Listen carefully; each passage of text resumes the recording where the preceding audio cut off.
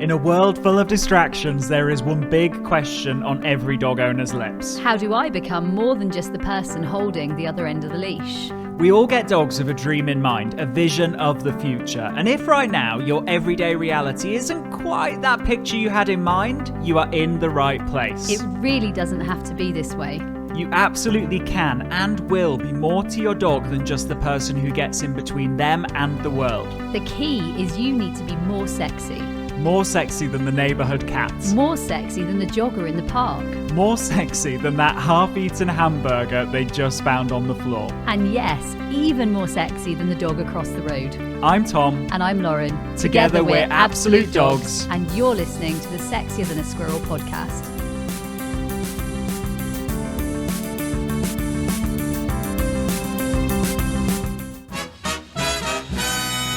Hello and welcome to this episode of the Sexier Than a Squirrel podcast. May the 4th be with you. It's a special episode. And today, one of the topics that we get asked time and time again actually is absolutely, how do I deal with a husbandry issue? And no, I don't mean your husband. No. What I do For a mean future episode. is, that is coming. And what I do mean is that you have an issue with maybe handling your dog, or maybe you've tried to administer some medication, or maybe you've tried to handle your dog and clip nails, and they really dislike it. Now, we've had a customer of ours get in touch. They've got in touch through one of our Facebook groups. They're part of the Game Changer community. They're part of Sexier Than a Squirrel, and they've had a bit of a nightmare. And what is their nightmare, Tom? Their nightmare is, and I've got to say, Judith's an amazing Game Changer owner for kind of writing this and being, aware of this and looking for advice. And reaching out, right? Like reaching out. She's taken an amazing step to ask us. And she doesn't know yet that this has become a podcast, or is becoming a May the 4th be with you podcast. So here it is. Judith says, I have put some drops in my dog's ear tonight, and now he won't come near me. I gave him treats, but as soon as I go near him, he runs off. I'm in tears. I feel so bad. I feel like I have lost everything we have built here, and I don't know how I will ever be able to do it again. Well, Judith, we have good news for you. It's going to be fine. Good news, Judith. Good news. And so I think one of the first things is that this is not uncommon, and that actually lots of people experience this very struggle with their own dogs, right? Like they experience exactly this. And what we've got to start with is this concept of the relationship bank account. Now, what the relationship bank account is, it's really a way that we kind of look at how we go through life with our dogs. And this bank account, just like any bank account, can have investments. It can also have withdrawals. And the more full the bank account, the better the relationship is. So investments in your relationship bank account would be positive interactions with your dog. That might, for example, be playing some games from the Sexier Than a Squirrel challenge. It might be,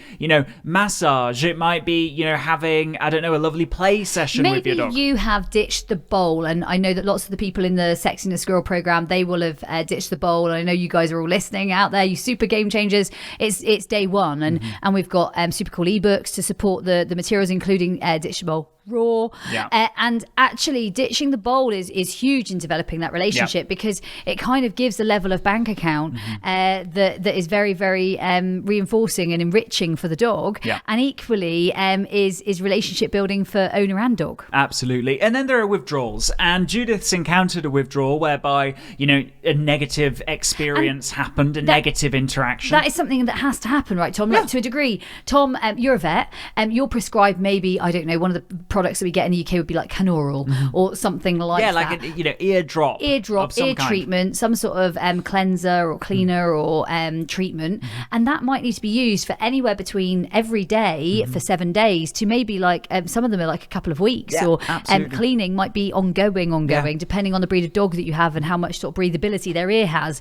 And so for us, when we're considering this is something we don't want to make painful, because if it's going to be painful, you might need to be doing it every day. Yeah, absolutely. And so what we need to think about is, first of all, what's happened, what can we do about it? And then also, what can we do about this moving forward? And so whenever there's a withdrawal, what we need to do is we need to top up that relationship bank account. Now, at the moment, your dog might be in a state of trying to predict when you're next going to do that terrible eardrop. And so there are really two kind of prongs of attack in that respect. The first is that we need to make it clear to your dog when we're doing the eardrop and when we're not. Now, we call this controlling the predictors. Dogs are, incredibly clever. They're geared towards survival. In fact, we all are. All animals are geared towards survival, living to the next day.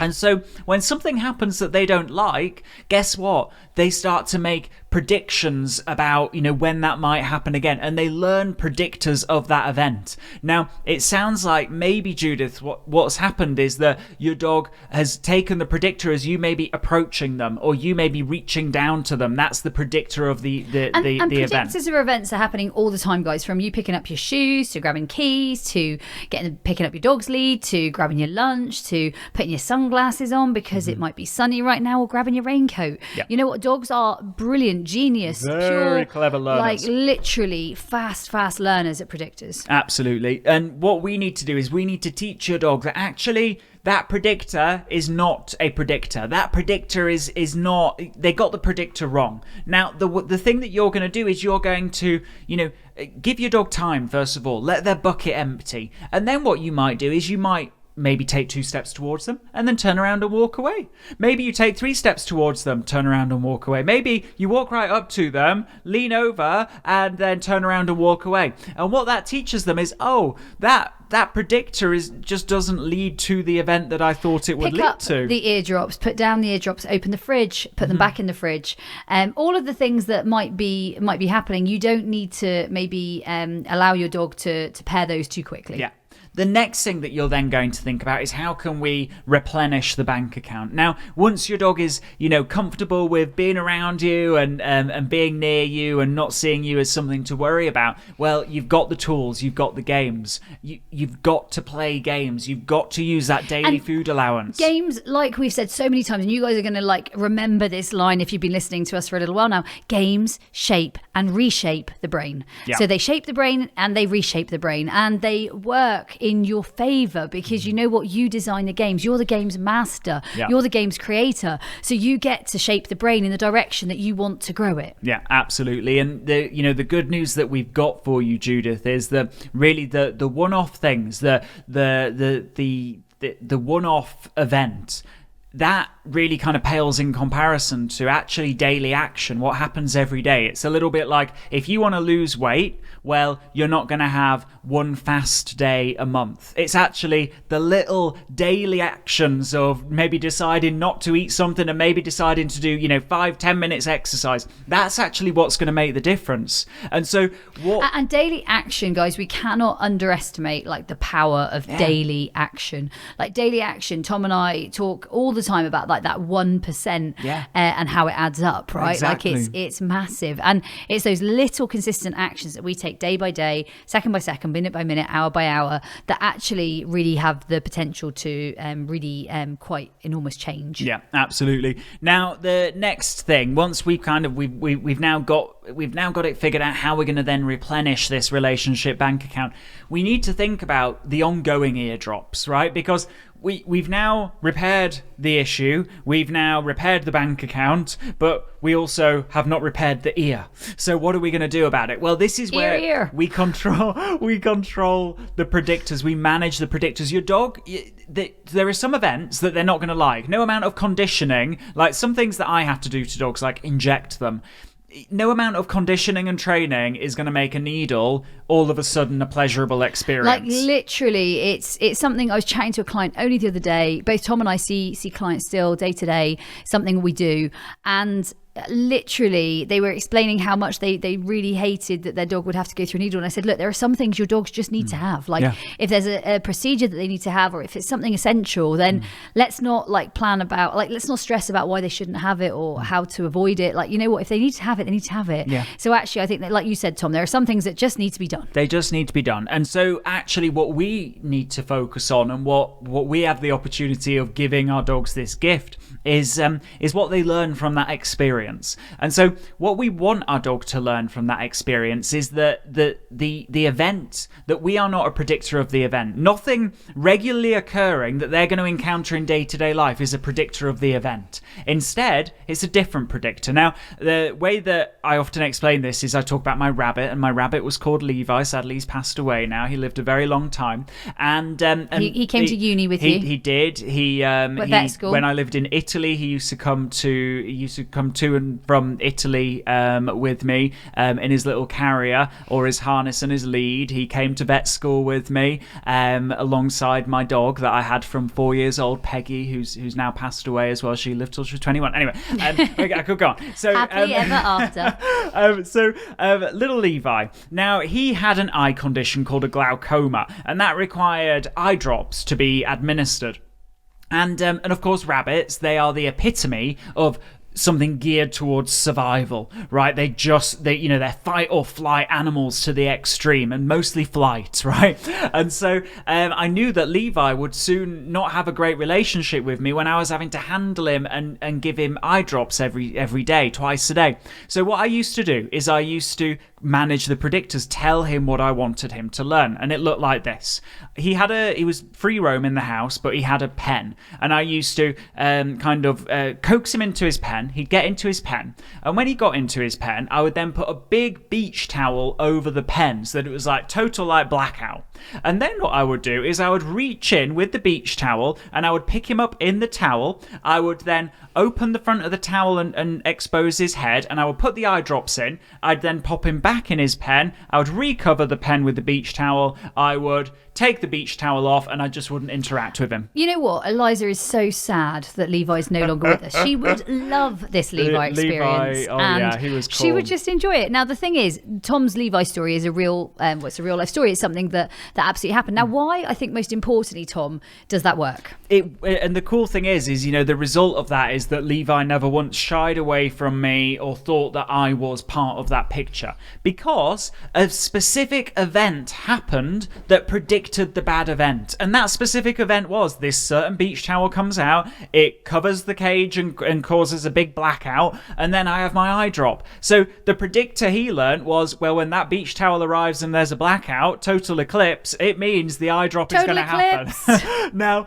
the point is you don't have to go to that extreme. The reason why I did in that case was because rabbits are actually even more prone to developing these associations. The reality is with our dogs is we can maybe, pick them up and put them on a table and then put the eye drop in so that they learn that, or the ear drop, so that then they learn that it's about when my owner interacts with me on the table, that's when there's something's going to happen. Or alternatively, you can be even more specific. Let's put a certain towel on the table, hop them up onto the table, and then put the ear drop in. Maybe, I've had owners of Great Danes that, they don't have the luxury of picking their dog up and putting them on a table. They've got a specific traffic cone out of the cupboard. They put the traffic cone in the middle of the living room, and then they administer whatever they need to administer. So it's the traffic cone's fault, right? The point is that we get to decide. We're the forward-thinking animal in this situation who knows what's going to happen. So we get to decide what our dogs learn from that. And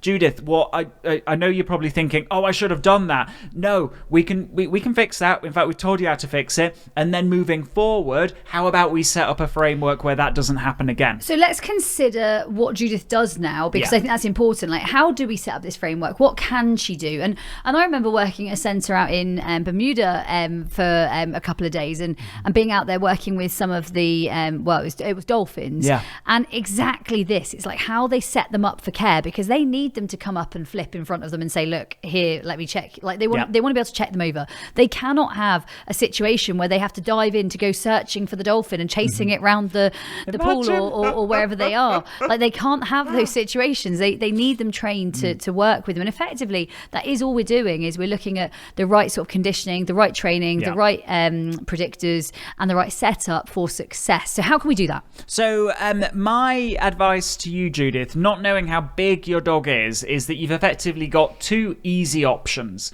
The first option is hop them up onto a table and administer the ear drop. The second option, if your dog's too big or table is not feasible for whatever reason, do you have a room of the house where you could say, right, this is going to be the predictor room? For example, you might use a bathroom or a utility space or somewhere that's kind of like the downstairs loo. Yeah, you don't easy need to them access. to go Doesn't in need there a big any other space. time. Like, doesn't need to be a big space. Easy access, somewhere that they're not always in already. Yeah.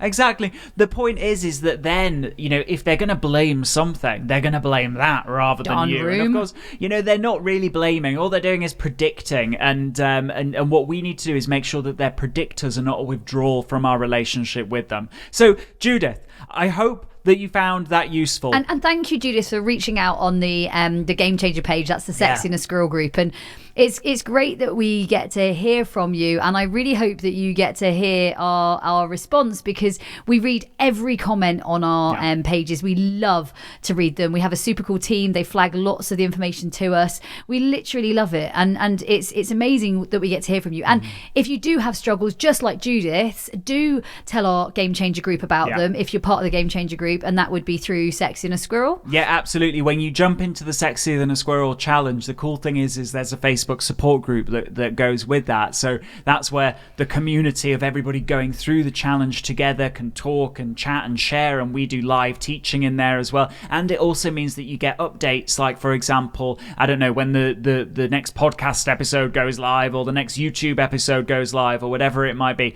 So really, really cool place, and you get that as part of jumping into the Sexier than a Squirrel lifetime challenge. access to the challenge and to the group. Full of amazing game changers, super cool energy, best energy you're going to find. The other thing I think that's really important to acknowledge, Judith, is you reached out in the right way. So you asked the question in an amazing way. Equally, if you're not part of something like that, you can always email us with the ask team. Probably would be the best place, wouldn't it? So ask@absolute-dogs.com. And the cool thing with that is, if we can guide you to a solution, if we can guide you to something that's going to help, if we can guide you, if we can help you, if we can aid you in an answer, we want to change lives of dogs and their owners all over the world. Absolutely. And this is an area that we especially love, because it's actually one of those areas where we can really prepare our dogs for the situation. And we can give you a little heads up now that we're working on something very cool relating to husbandry and care,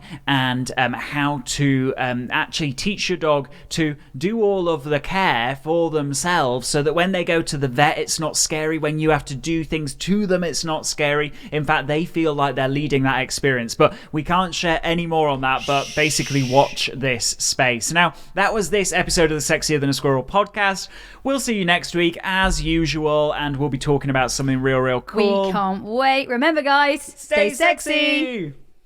Hey, before you go, have you taken part in the worldwide Sexier Than a Squirrel challenge? It's a 25-day online video program. Huge energy, amazing community, and over 6,000 people are already taking part.